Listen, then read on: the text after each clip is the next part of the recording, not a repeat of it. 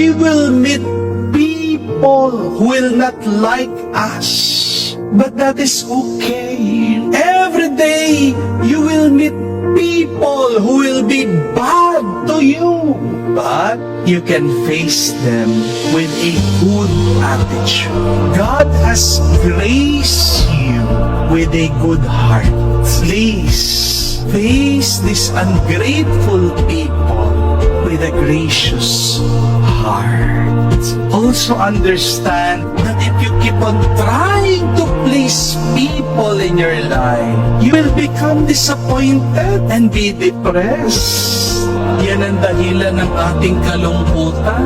Bakit ang iba sa atin nawawala ng gana, ayaw na maging mabuti? Kasi dinidepende nila ang kanilang kabutihan doon sa sasabihin ng ibang tao, doon sa reaksyon ng ibang tao. But we have to accept the fact, we have to embrace the truth that you cannot please everybody. Amen? We have to understand that when people look at you, they do not see your goodness.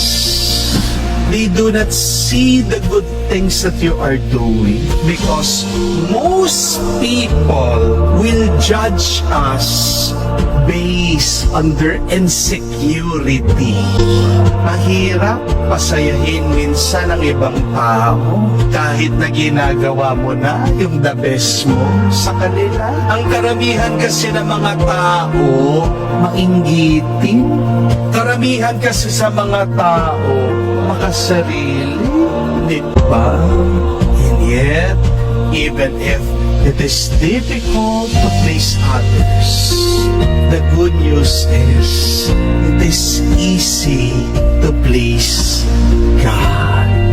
Because nothing is more pleasing to God than doing His will. Bakit mo pinapahirapan ang sarili mo? Kung gusto mo man huminto sa pagiging mabuti, kapatid, tandaan mo ito. Kailangan ng mundo ang kabutihan mo. May mabuting tinanim ang Diyos sa iyo. Kahit na ikaw ngayon ay nalulungkot, may sakit, pagod, nalilito, naliligaw, hindi ka sigurado, may kabutihan pa rin na tinanim ang Diyos sa iyo.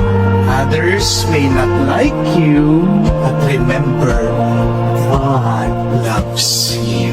And that is what truly matters. Di po ba?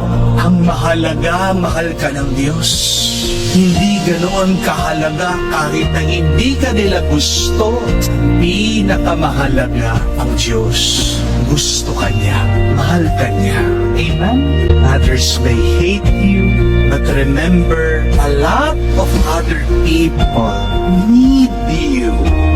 Kailangan ka ng napakaraming tao. Kawawa naman yung mga ibang tao na kailangan ka. Kung susuko ka, paano na lang sila? Di po ba? Your haters, your good deeds are not good enough. And yet, for your loved ones, your friends, and for God, your good deeds is more than enough. Tandaan po natin ang sinabi ng ating Panginoong Jesucristo, kapag tayo gumagawa ng mabuti, nagliliwanag daw ang mundo. May people see your good work, and through it, you glorify your Father in heaven. Wala nasasayang na kabutihan, tandaan niyo po yan, lahat ay nakikita ng Diyos. At pinagpapala tayo sa ating ginagawang tama, sa ating ginagawang mabuti sa iba, sa ating pagsunod sa Kanya. Yes, being good does not guarantee you that people will treat you well. And yet, if you are good, you are guaranteed a blessing from God. Kung man ayaw ka ng iba, hayaan mo sila. Tandaan mo, hindi naman sila ang Diyos. Amen? Bakit palagi kang nakikinig sa kanila? Bakit hinahayaan mo sumakit ang loob mo dahil sa sinabi nila? Hindi naman sila ang gumawa sa'yo, hindi naman silang nagpalaki sa'yo, hindi naman silang nagpapakain sa'yo, tumutulong sa'yo, nagbibigay ng pera sa'yo. Di po ba? Sa kapatid, iisa lang ang Diyos na gumawa sa'yo, nagpapalakas sa'yo, bumubuhay sa'yo. Siya lang dapat ang unahin natin na pakinggan, sundan, mahalin at sambahin. Kung gagawin mo ito, kapatid, sinasabi ko sa iyo, magiging mas payapa yung mga araw, magiging mas malakas ka, magiging mas matatag ka, magiging isang liwanag ang iyong buhay dito sa mundo.